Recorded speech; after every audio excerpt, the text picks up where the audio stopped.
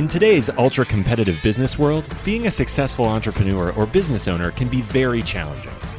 Fortunately, contemporary times have blessed us with resources for tackling those challenges and getting us to success more quickly than we could have imagined. Welcome to The Root of All Success with the real Jason Duncan, a podcast that explores how the world's most powerful entrepreneurs grow incredible companies. This podcast looks at the 5 keys to unlocking success as an entrepreneur. A successful educator turned entrepreneur, Jason's mission is to use his gifts of teaching and leadership to help others get the results they want out of life. Join Jason every week and learn the keys to grow a truly successful business.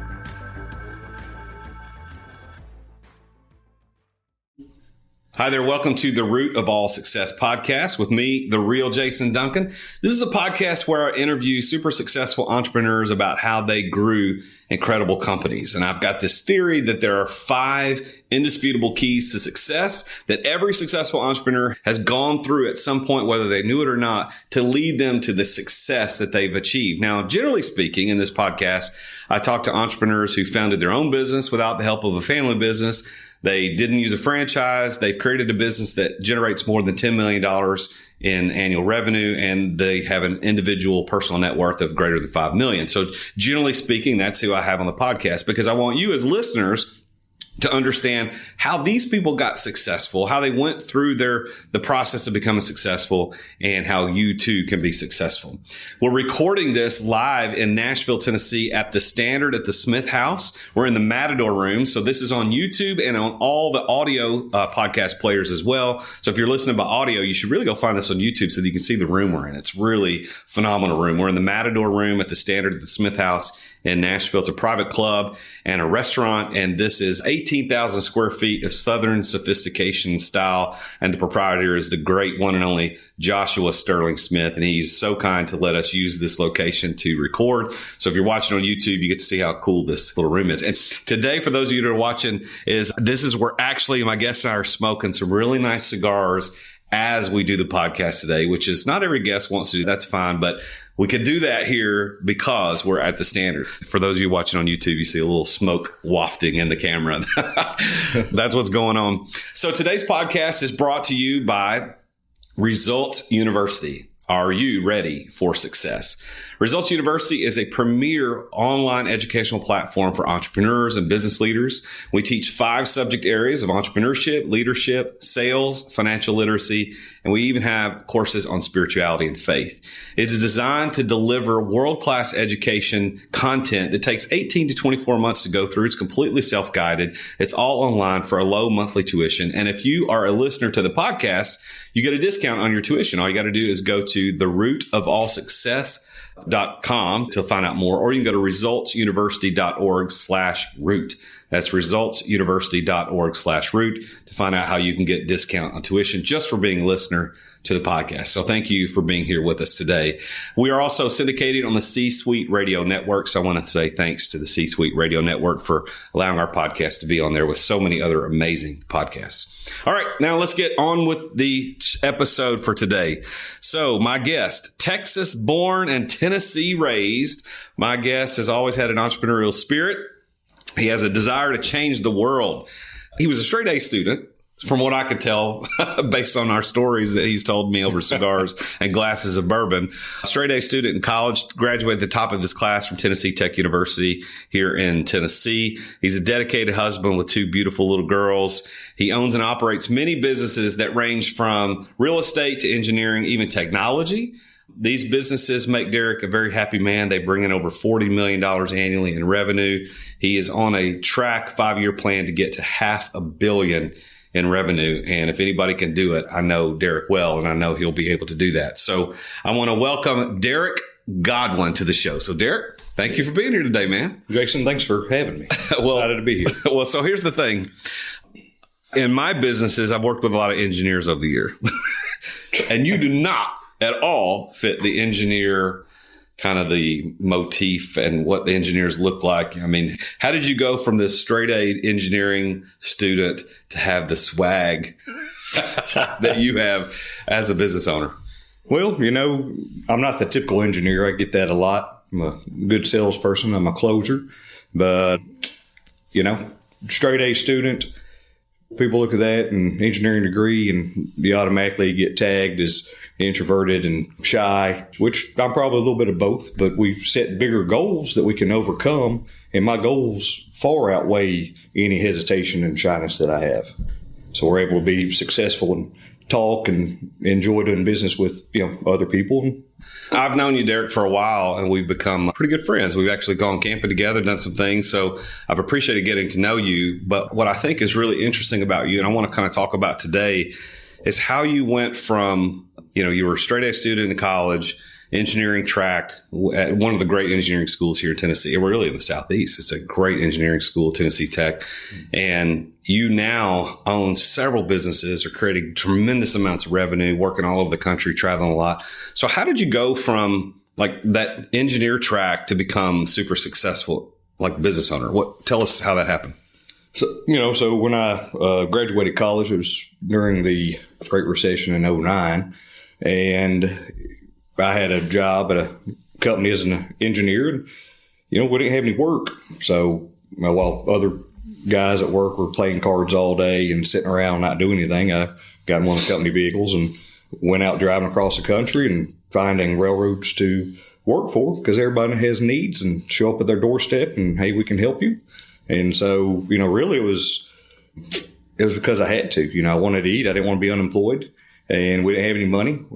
And that's how I really got my start and figured out I was really good at sales and, managing clients' expectations and making them feel comfortable with the work we're doing and pick up more and more work and grow companies. So when did you move from, obviously it sounds like you were an employee at that point, just being a very ambitious employee who didn't have to wait to be told to go do something. You went out and did it on your own. But how'd you move from employee to business owner? So in 2013, I had an opportunity to go out on my own. And that's, went out on my own because I was confident in my ability to sell and confident in my ability to build relationships and complete work and have an opportunity to, continue doing the same work that I'd been doing for the past decade at that point. So when you made that decision, was that, hey, I've got a ton of money in the bank, I'm just going to go start this. If it fails, it's okay? Or tell us how you were able to get that off the ground, because that sounds like a big deal. Yeah, and there's a lot of barriers to entry in the industries that I'm in. Insurance costs are enormous. Working on the railroads is very risky. One of our insurers is Lloyd's of London. So you get those guys involved and instantly start paying a whole lot of money. When I started, my oldest daughter, Ashlyn, she was probably 2 at the time. My wife wasn't working, and then I became unemployed to start, and live this dream that we'd been talking about for quite some time. When I left, I had $96,000 in my 401k, and I borrowed $100,000 from my mom. So, that was the only money that we had. We had no other money in savings, and we had no assets. We had a house that was leveraged out completely because we're a new couple and built a house, and that was kind of the lifestyle then. So we put it all on the line, every bit of it. Wow. Well, let me tell you. So as we talk about people becoming successful, I want to make sure that the listeners understand that, that was 7 years ago. Here we are today. That risk that you took now is turned into a company that's bringing in companies that are bringing over $40 million in revenue. That is astounding. And sounds like success. So how would you consider yourself successful? What do you think? Yeah. Every day we get up and I've got my family by my side, and, we've got opportunities to grow companies and take care of all of our employees, because we're nearing 150 employees right now. Wow. And, the way I look at it, we've got the average family has 4 mouths. We're feeding 600 people a day, and, 300 retirements and 300 college funds. And, we really get a lot of joy out of getting up, and I consider myself very fortunate and very successful. So what would you this is the root of all success. So we talk about success in general terms and define it. And we talk about how you got to become successful, what your journey was to get there. So let's start with what you would define success in your own words. And I know a lot of people have different definitions, and you could look up the dictionary definitions. They're all different. But what does Derek Godwin believe in his own words, the word success? What does that mean? And you're right, Jason, success for everybody is different. And so, success for me is setting a goal with my wife and working together towards that goal. It doesn't mean you've reached that goal yet, but it's not a dollar amount. It's a very broad window of what success actually is. Yeah, and it's not just about money, is it? That's correct. Have you known a lot of miserable millionaires? Yep. I mean, hey, money makes you more of what you already are. So if you're miserable and or rude and you get a lot of money, you're just more miserable, more rude to people, and just magnifies what you already are. You talked about you and your wife, that success is about setting a goal and reaching that goal. And what's interesting is that if you look at the word success from a dictionary definition, only a few of the dictionaries list wealth or finances as a part of the definition, but almost every single one talks about that success is when you attain a goal. It's the result that you actually wanted. Mm-hmm. And so when you launched out on your own in 2013, right? It was 2013. Yeah. When you launched on your own, hindsight's always 20/20, but if you go back and say in 2013, when I said I'm going to do this on my own, what was the primary goal at that point? That's funny that you asked that, because we think about those days a lot. My primary goal was to put food on the table for my family. It was very simple. I didn't see the opportunity at the time to grow a business and have lots of employees and be where we are today. That wasn't part of the vision then. So as we grow and set goals, we're continually updating what the end looks like, our end game. That's why we're looking at $500 million of revenue now. It's unfathomable when you're at $0 of revenue and you're the only employee. It's $500 million. So recently, the lotteries were up to, honestly, I don't keep up with it enough to know if anybody won, but previous to the recording of this episode, the lotteries were up to right at $1 billion. Mm-hmm. And I don't think people understand how much money that is. So for a guy like you, who obviously straight A, very smart, and honestly, and I could say this, you're one of the most intelligent people I know, because you know stuff that most people don't know, and you figure stuff out. Your brain works different than a lot of people. But from a guy like you who was super smart, but worked for another company, started something from scratch, essentially, with borrowed money and a 401k, mom, and all that kind of stuff, to go from that 7-ish years ago to the potential within the next 3 to 5 years of being $500 million. That is absolutely astounding. Was there ever a moment in your journey where you said, this is stupid, we can't do this? I'm going to go back to work for another company. There's lots of days that you regret starting the business and you're told how lucky you are. It's not luck. It's the, 5,000 hours a year, 20 years of working that has made us an overnight success. There's nothing more to it than doing the right thing and taking care of relationships. And those nights were days where I still to this day, I work 72 hours straight, and sometimes I ask myself why, and what we end up doing is looking at our goals and where we want to be and how we're going to get there. And that's the path that we've selected and agreed on. And that makes it all worthwhile at that point. Yeah, because that's what success is. We talked about success is reaching the goal that you want. If you have a goal to get to a certain position, whether it's financially or geographically, and you reach that, by definition, you're successful.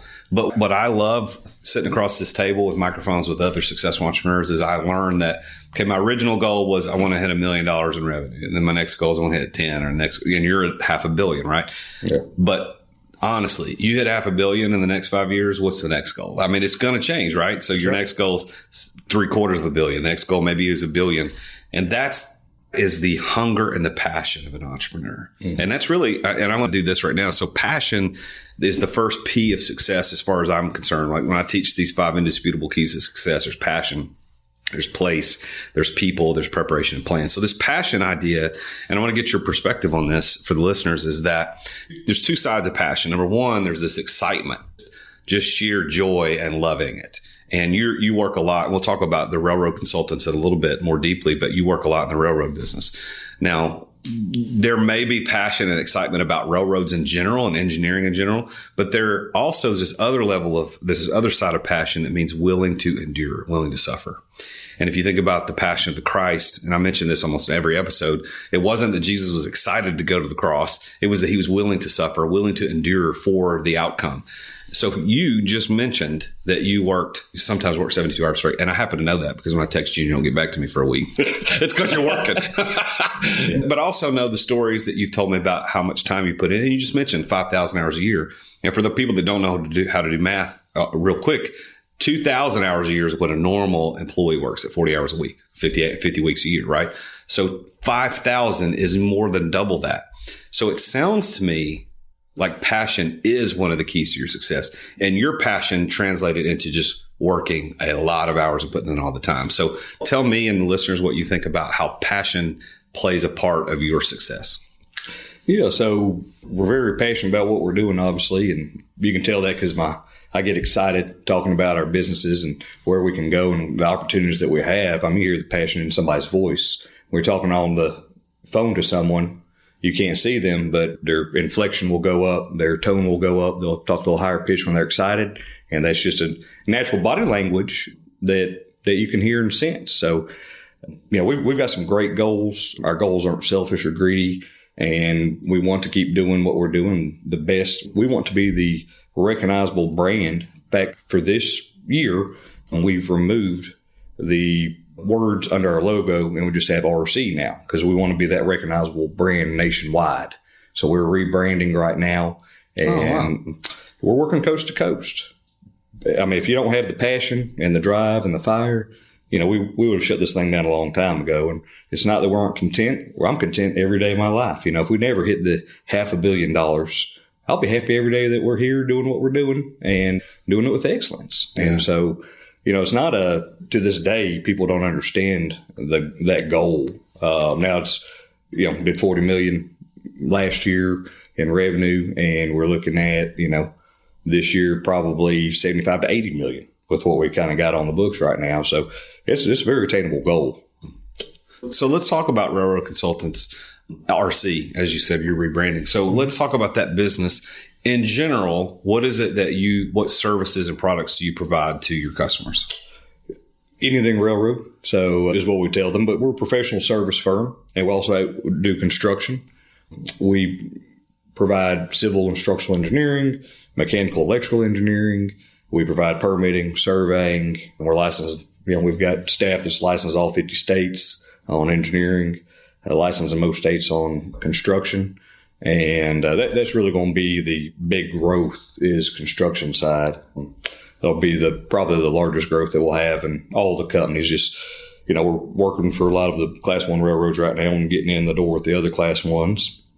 And it's all about relationship, and also doing what you said you're going to do. But, that's how you build a relationship is, when we first got going, we risked it all a lot of times. And every day that we're out there, we're still basically risking it all, not in a risky sort of fashion. We put it all on the line, and we take the big jobs, and we're always successful doing it. But it takes a lot of pressure to do that, and a lot of coordination and good personnel. I mean, we wouldn't be where we are today without the staff and relationships that we have. Yeah. So passion and risk seem like they go together in your stories, that you are willing to risk, which is a suffer point, right? If you risk, there's this opportunity of loss, but you calculate that against what the opportunity of gain is if, in fact, it succeeds. And you can't, like people that say, I think a lot of entrepreneurs understand the concept that with great risk comes great reward. That's not always the case, but your great rewards certainly don't come without great risk. So with you risked a lot and you've been rewarded a lot with that. And that really has to play into your passion. Like there's something greater than just going out and playing with railroads and building bridges and tunnels and doing civil engineering and mechanical engineering. So on the passion side, I think I understand that, especially because I know you personally. I can see and understand the passion that you have for that. Let's talk about the second P and the success and how it may or may not have played into your story, and that's place. And I talk about this in terms of being at the right place at the right time. So you were born in Texas, moved to Tennessee at some point early in your childhood, ended up going to Tennessee Technology. What's the official name of Tennessee Tech? Tennessee Technological University. There you go, TTU. So you went to Tennessee Tech. Was that the right place at the right time to get you where you are? Or was there some other place you can point to and go, you know what? When I was at this place, that actually propelled me into where I am now. Yeah, Jason, there it is.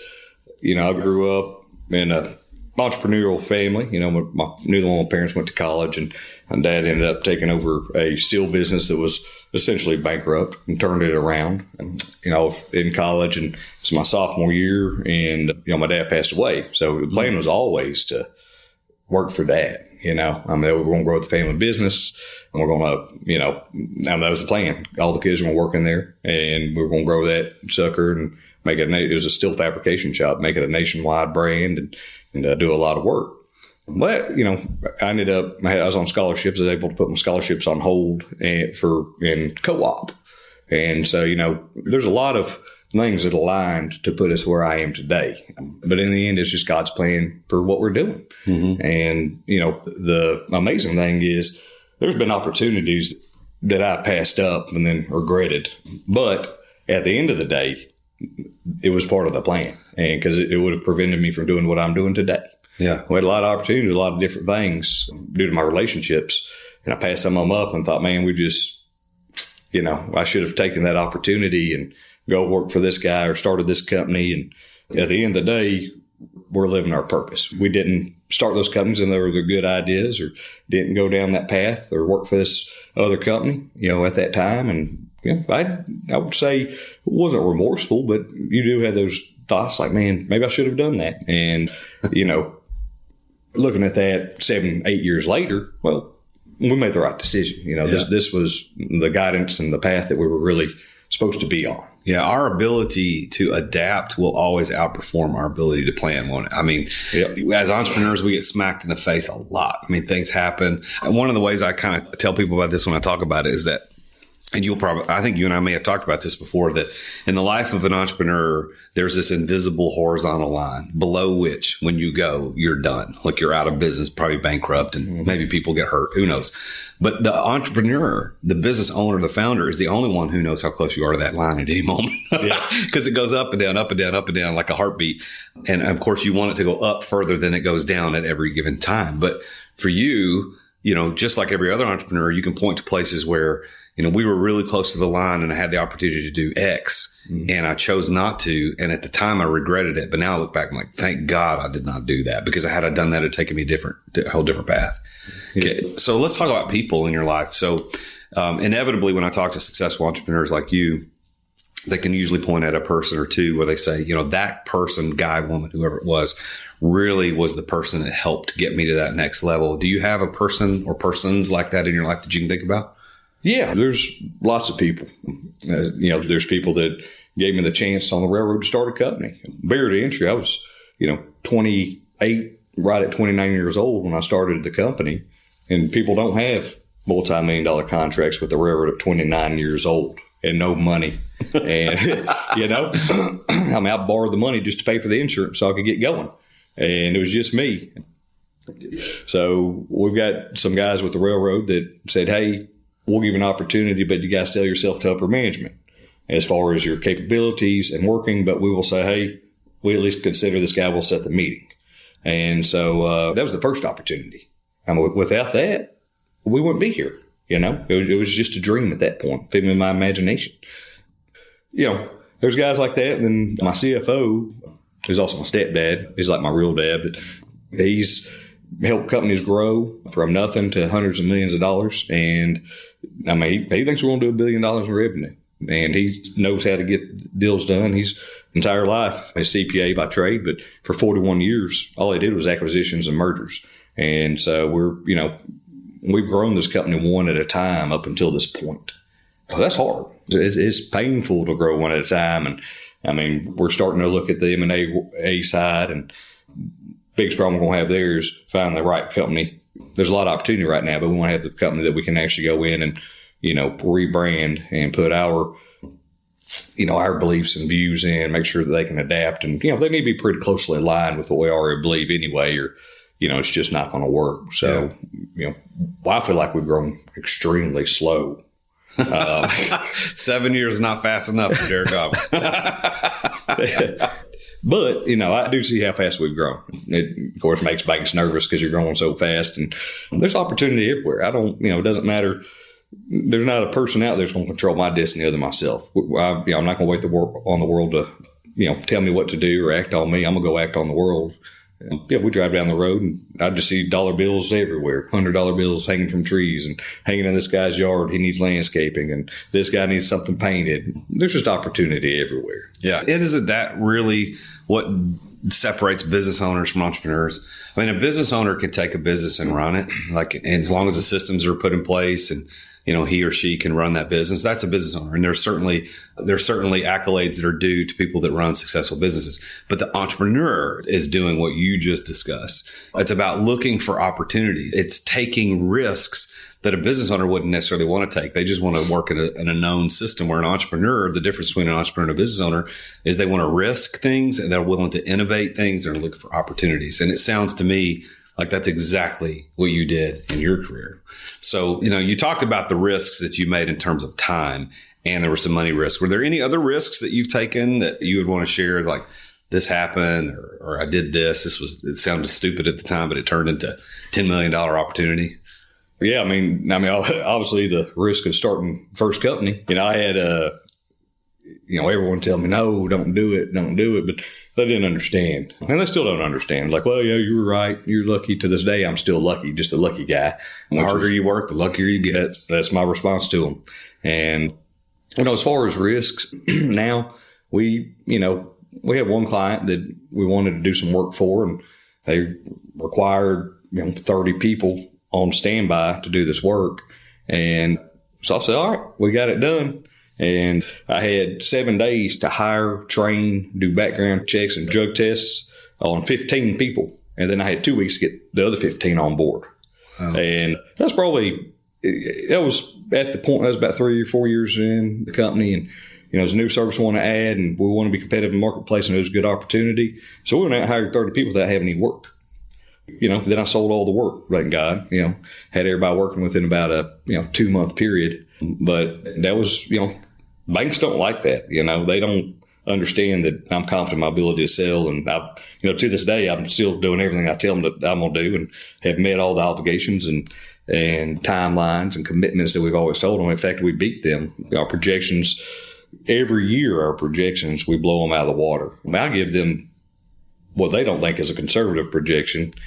I give them what I think is very conservative. And then we end up doubling that a lot of years. And it's always fun, though. It's aim for the moon and, miss, we're among the stars. And every year we far exceed our projections from the year before. I think it's interesting, too, now, and only an entrepreneur with the experience that you have and the experiences that I've had would know that having a banker on your team that understands the entrepreneurial mindset is extremely important, because I've gone through bankers who simply were not entrepreneurial, and they're like, look, if it doesn't make sense on paper, I don't even want to talk about it. And then I currently, thank goodness, I have a banker now who understands. He actually was an entrepreneur, had a business before he went into banking. And so he understands what risks there are. So when I go into him and tell him something crazy, he's like, yeah, we can do that. Yeah. So having that banker is really, really important. Yeah. Finance can make or break you. Yep. We're growing so fast, obviously need a lot of capital, which we've got capital retention plans in place. And of course, we've got lots of people want to throw money at us and invest that we know out there. And, we weren't going to give anything up. We've got big places we're going, and we've got a great banking team. Then, of course, our CFO used to be on a board loan committee. He was the head of that for some large regional banks here. And he knows how the negotiations work. And so we've got, every time he walks in the door, they already look defeated when we go talk to them. They're going to give us whatever we need, and it's going to be the best daggone price you can get. That's awesome. Well, so we talked about passion, we talked about place, we talked about people. So the last two P's I talk about, the first of the last two is preparation. And what I mean by that, when I talk about preparation, is I talk about you've got to be prepared to be successful in the thing that you're doing. So for you are primarily in the engineering space and railroads, generally speaking. But your preparation, it sounds to me like was, okay, my dad had this steel company, which there's some engineering involved in that. You went to school to get a degree in engineering. Was that your preparation to help you be successful? Or was there other things that you would point to? Was it a coach? Is it a mentor? Or was it a certification class? How did you get prepared to be a $40 million company 7 years in? Yeah, so I guess at the end of the day, I spent my whole life preparing for this. Dad was always entrepreneurial. We really didn't have anything growing up but hard work, integrity.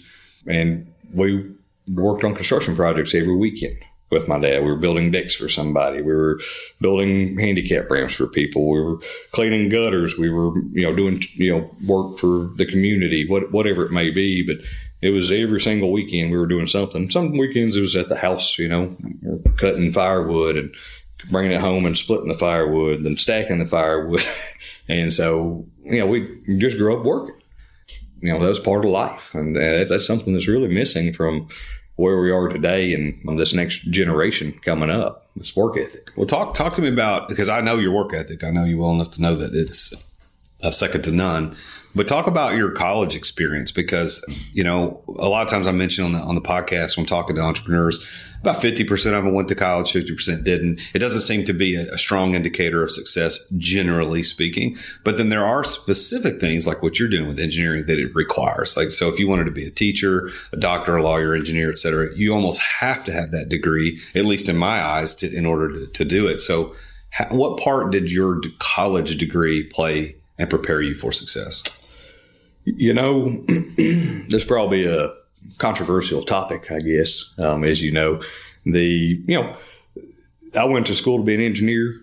I'll tell you, I guess naivety or whatever you want to say. I was the youngest of three. My brother's 2 years older and 2.5 years older. So it's 3 years ahead in school based on our birthdays. And he's going to school of engineering. It's like, all right, I guess I'm going to go be an engineer because I'll do it better than him. And that was competition. That was literally how much thought I put into what profession I was going into. Wow. But I mean, we're going to work for dad and run the company, run the family business or do something anyway.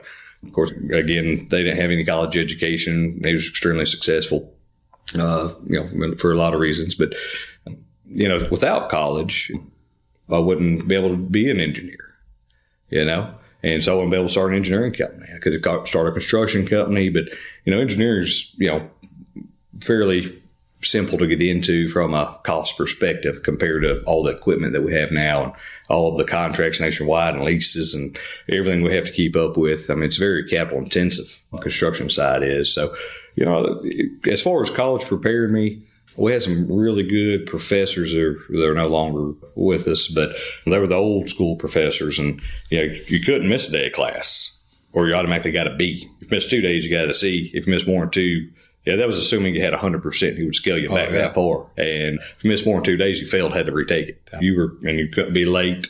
But at the end of the day, they taught us how to derive formulas and think and not just give you an answer. So they really gave us a fishing pole and taught us how to fish versus just feeding us like some of the other professors do. And something that's more and more prevalent in this days. Here's the formula, but we learn the reason behind the formula. We learn how to develop that and derive that. And I still to this day can do that, And so really, I was kind of a loner in college, went to class and did all the work on my own. And, that's probably the biggest thing is that I got from college is the derivations and learning how to think a different way and not just being provided an answer. And I was already a critical thinker, but, problem solver, that sort of thing. That's always been my cup of tea. But why I was so good in college, because I was prepared for that, just, help magnify what I was already doing. So when we talk about preparation, that also leads to the 5 P's that I talk about, and that's plan. And so I firmly believe that successful entrepreneurs use these 5 P's, and the 5th one being plan. I believe that there was a plan, and the plan isn't business plan. Like a lot of people think, so I got to have a business plan to be successful. No, not necessarily, because I grew up a multi-million-dollar company without a business plan. I don't know whether or not you had a written business plan, but what I find is that most entrepreneurs didn't. They didn't have a written business plan. So what I mean by the word plan is the strategy and the strategy to obtain and deploy the resources required to be successful. So you mentioned in your story that in order to go out on your own, the insurance costs were, first of all, you had to have it, but they were astronomical, right? So your plan, it sounds to me, your plan was, I will figure out how to get the resources required, which includes insurance, no matter what it takes. And you went and borrowed the money, as you just said, to pay for the insurance premiums. So tell us about how the plan, and not written business plan, although if you had one, I'd be happy to hear about that. And as a matter of fact, I teach in my university how to write a business plan, but I also make sure that students understand this is not a prerequisite for success, but rather you need a plan to get the resources. So talk us about how your plan worked to get the resources you needed. Yeah, so I don't have a written business plan right now, and never really have. We're growing and changing so fast. It changes every day. We're growing exponentially, not linearly. We don't have those plateaus and dips. We, keep everybody busy. We've never to this day laid anybody off for lack of work, and intend to keep that tradition alive because we see opportunity out there. As far as resources and plan, it's all about relationships and abilities and confidence. Again, for example, when we hired the 30 people in 2 weeks and had commitments to have them on site and trained and background checked and all those commitments we did. I didn't have a plan. They called me. I was like, yeah, we can do it. And I got, at that point we had 16 people in the company. So we doubled. We grew 200%. Yeah, so tripled in size in that amount period, which about bankrupted us because we have all these people we got to pay, and they do the work, and all our clients pay us. But you do the work for 30 days, you invoice, you get paid 30 days later. So you got this carrying cost for 60 days. Well, I wasn't prepared for that. But you know what? We figured it out. And I don't sit there and negotiate with clients, and I'm the closer. Negotiate with clients, just tell me where we need to be, and then we'll figure out how to make it happen. We don't need to go back and forth 15 times. It's like a used car salesman or car salesman in general, any kind of salesman. Just tell me what you want. Tell me that expectation. Tell me that number that you're looking for. If I can make it happen, I daggum will. And we just did one today. That's why I was a few minutes late getting here. I was working, and this is something I do about every day anyway, but I was working on another proposal, and they finally gave me the number last night when they be at, and I didn't even revise it and say, well, do it for this amount, and I'll figure out the rest of it. And we'll figure out how to save money, figure out how to do it better and more efficient, and we'll make money on the project. But we've also picked up a good client today. Yeah. Well, that every day. That concept, I refer to what you just described as fake it till you make it. And I know there's a lot of gurus that talk about fake it till you make it. It is not, there's no integrity in that. And that's an 80s thing, right? But here's what I think. I think that you faked it till you made it, but you never lied to anybody. Like they said, hey, you need 30 people. And you're like, okay, we got it. We can do it. And because you knew, and you're betting on yourself, I have a plan to get those resources that have human capital resources, not financial resources. I have a plan to do it. So I can fake that I have it ready because I know that I will get it ready. And it's not, you didn't lie to anybody. You're not being less than integrous. And to this day, that has paid off in dividends for you, right? Yeah, absolutely. And that's one of the biggest segments of our business right now is that division that we open. And for example, the fake till you make it does have a lot of negative connotations, but I've never lied to anybody. They didn't say I had to have 30 that day. They said you have to have 30 people to do this work, and you have to have them by this day. And I said, okay. And we got real busy. I go make it happen. We got our last guy. I remember we got our last guy trained at like 1 a.m. on Monday morning when he was supposed to be on site at 6 a.m. 5 hours before the deadline, and we made it happen. Wow. But a lot of people have great ideas. They never react, never do anything with them. I mean, if they're too scared, they freeze up. I'm not one of those. Well, yeah, let's commit, then I'll figure it out. Our mantra, one of our things we don't do is we don't say no, say yes. I mean, as long as it's got integrity and no issues along those lines, but we're yes men. Yeah, we can make it happen. We make anything happen. We prove that time and time and time again. Have yet to stumble or fail on that. Now, we've had some close ones. We're like, whoo, man, I'm glad we pulled that off. But you do that one time, you pick up a client for life. And railroad, they've been around for, since the 1830s building railroads here in the U.S. And so they're setting their ways, and they've got their contractors they've used for 3 generations. It's a tough market to break into. It's all about relationships and getting that chance. I know that I see, because you and I know one another personally, I see how much time and energy you put into traveling and being with your clients. And you just sent me some pictures of you went on a duck hunt with some of them and stuff. I mean, I don't think I know any other entrepreneurs who spend as much time as you do with your clients. And it may be just because of the nature of the industry, railroad, that's just what happens. But I don't know a lot of people that do that. What made you, is that a nature of the industry, or is that just part of your nature? Probably more my nature. Relationships, again, are key. We believe that's safety in relationships, and we want to make money, and we want to have these goals met. But we aren't whining and dining. And we're really friends with these guys. They pay their own way. I mean, it's not, it's just one of those deals. It's crazy, but it's just about getting together and talking. We try not to talk a lot of business when we're together. If we're hunting or if we run to the lake, we've got a client that I always go to the lake with every year. He brings his boat and I bring my boat, and we have our families and we hang out together, and that's it. And we do that once a year on Memorial Day. And it's just one of those things. It's already on my calendar, just like camping every year with you in October. Yeah. So you've got several businesses. We spent a lot of time talking about railroad consultants or RC. Is it actually just going to be RC? You're dropping the whole words, or? Well, still working on it. Yeah, still working on that. But we've got, RC is good because we've got, like railroad consultants. We've got railroad construction, railroad conglomeration, whatever we may end up coming up with in the future. But, RC will be the logo and the brand going forward. Not sure that's going to be the name. If you look at Nike, they've got the swoosh, but everybody knows that means Nike. Right. And so, at the end of the day, we want people to see RC and think railroad guys. They can do it all. Anything railroad. So the other businesses that you have that are contributing to your success, do you have any that you want to kind of specifically mention that you're doing? Yeah, we've got, probably not by name, but we do have a steel fab shop and do a lot of retail spaces, malls, and do a lot of work for a lot of big clients. Some of probably out of the top 10 largest companies in the world, we're probably doing work for 3 of them out of the top 10, and they're probably close to the top 5, if not, in there. Right. And so, again, that's about the relationship and being able to meet impossible guidelines of, the railroad. If you don't keep trains running, you don't generate revenue. Well, we don't get paid. So we're very creative and innovative and understand what it takes to build a job and design a job successfully, efficiently. We value engineer a lot of projects and save the clients millions of dollars. They love it.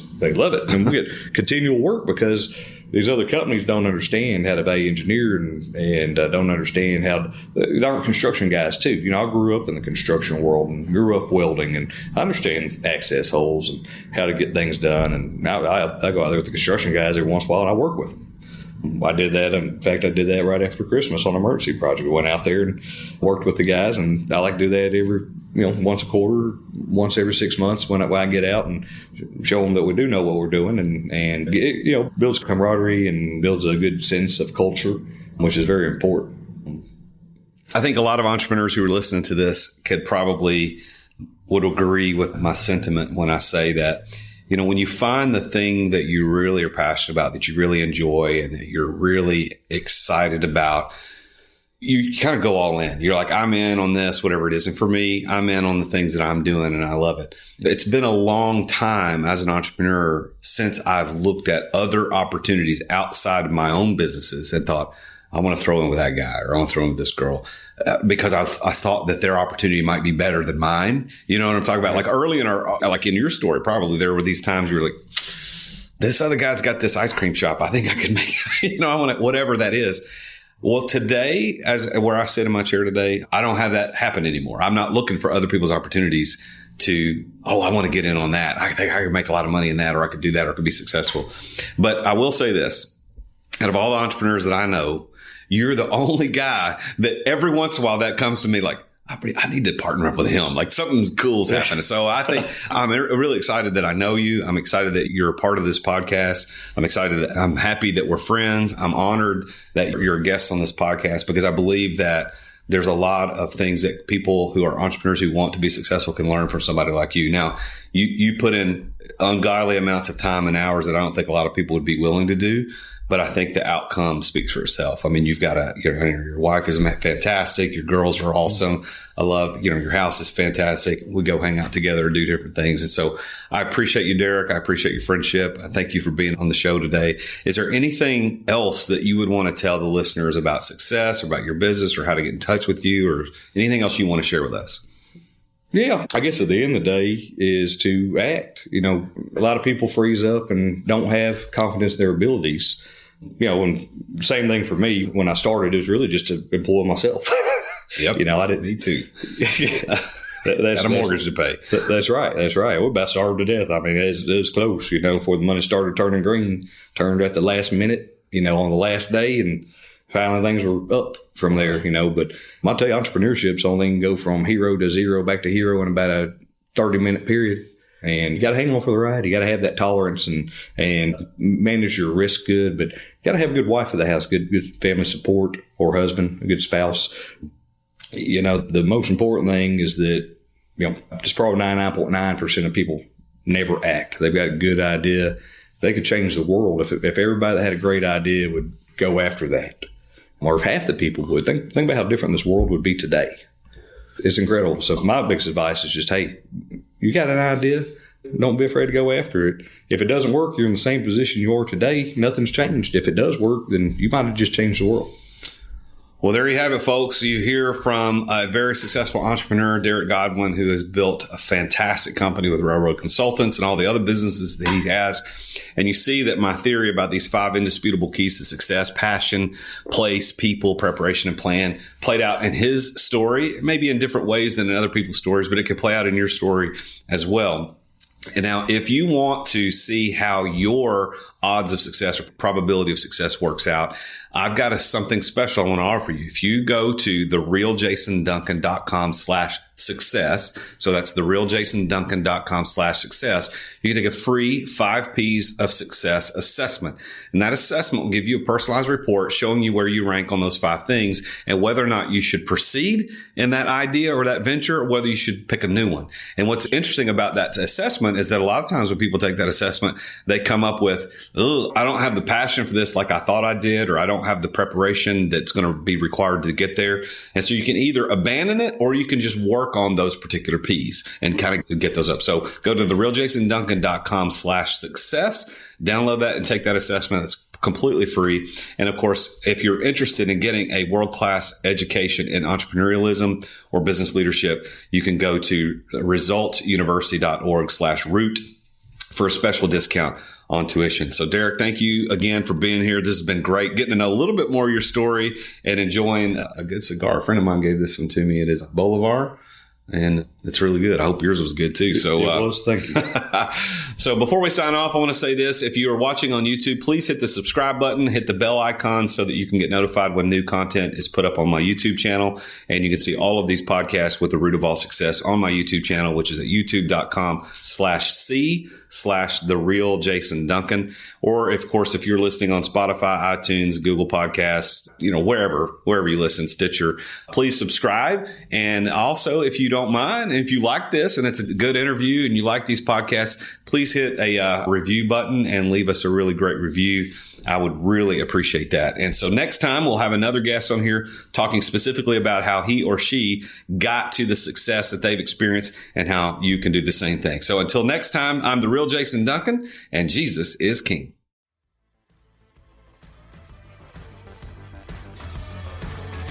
Thank you for listening to another edition of The Root of All Success with the real Jason Duncan. If you've enjoyed this week's episode, we invite you to visit therootofallsuccess.com to access the show notes and other helpful resources. Take charge of your business. Grow it from great to incredible. Join us again next time here on The Root of All Success. This podcast is a part of the C-Suite Radio Network. For more top business podcasts, visit c-suiteradio.com.